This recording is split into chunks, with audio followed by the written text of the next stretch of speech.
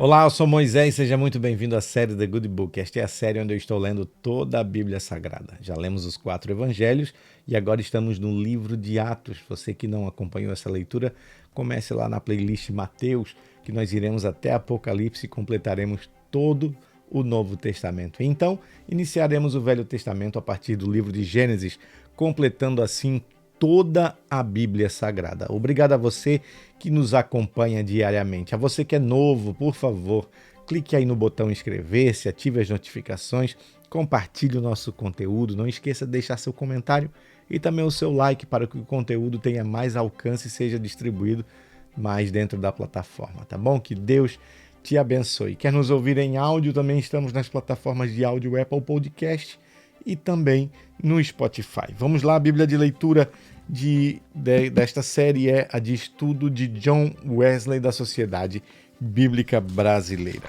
Abra comigo sua Bíblia, livro de Atos, Atos capítulo de número 5.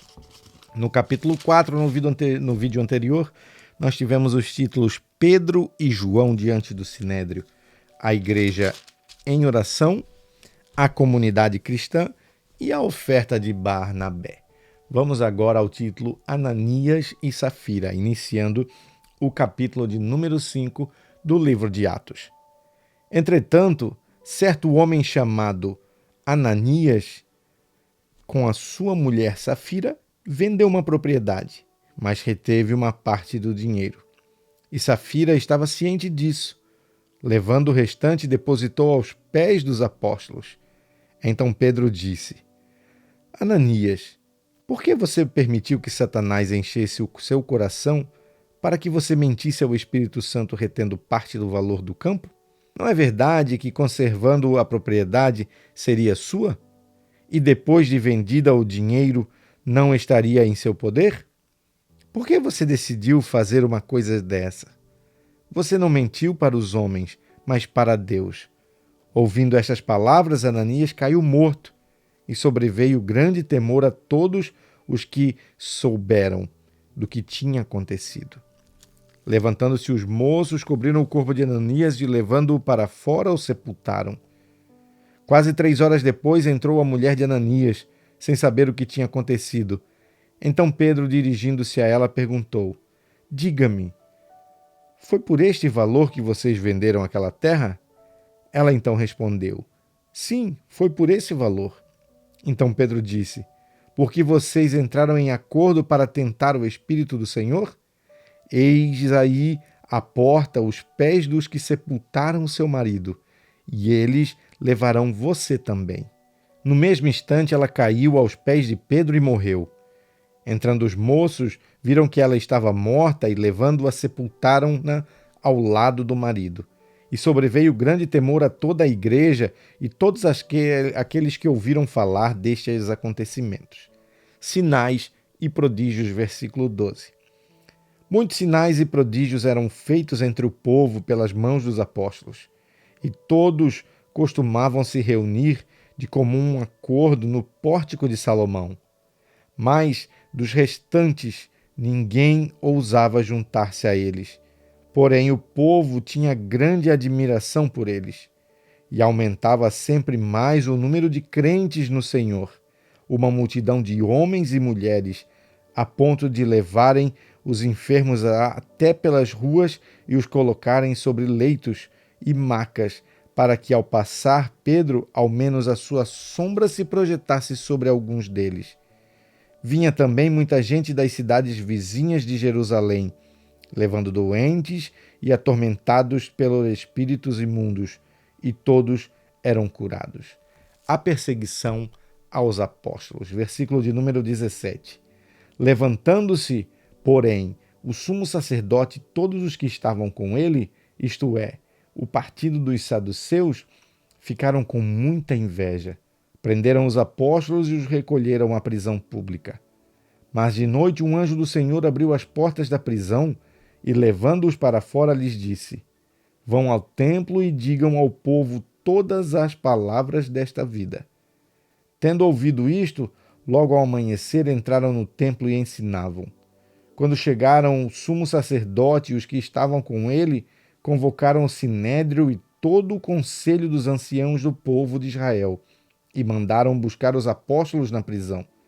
Mas quando os guardas chegaram lá, não os encontraram no cárcere e, voltando, relataram, dizendo: encontramos a prisão fechada, com toda a segurança e as sentinelas nos seus postos juntos às portas.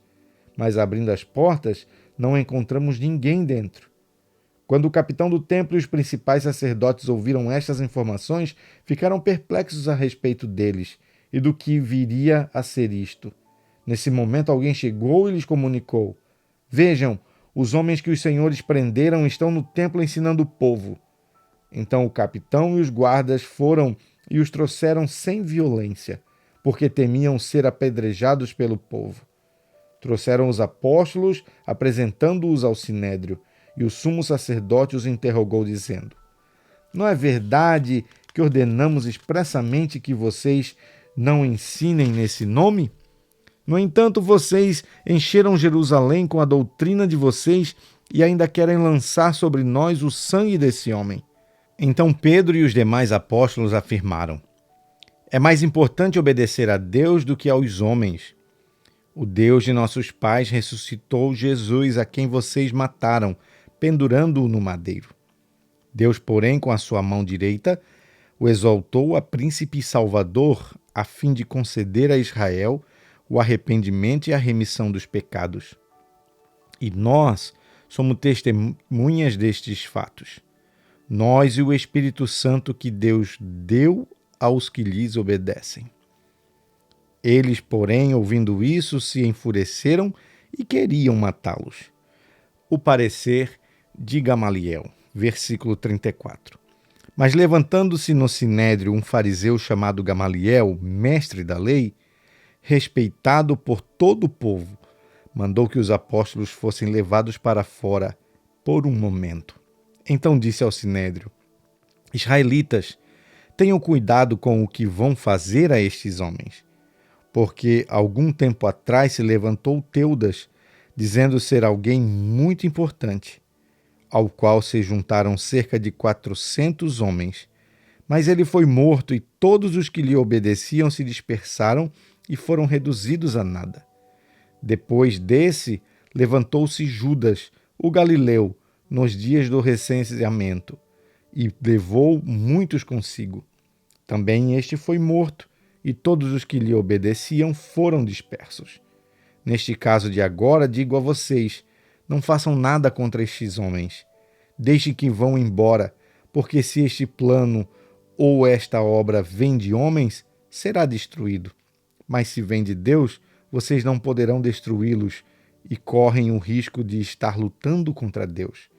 E os membros do sinédrio concordaram com Gamaliel. Então chamaram os apóstolos e os açoitaram. E ordenando-lhes que não falassem no nome de Jesus, os soltaram. E eles se retiraram do sinédrio, muito alegres por terem sido considerados dignos de sofrer afrontas por esse nome. E todos os dias, no templo e de casa em casa, não cessavam de ensinar e de pregar que Jesus é o Cristo.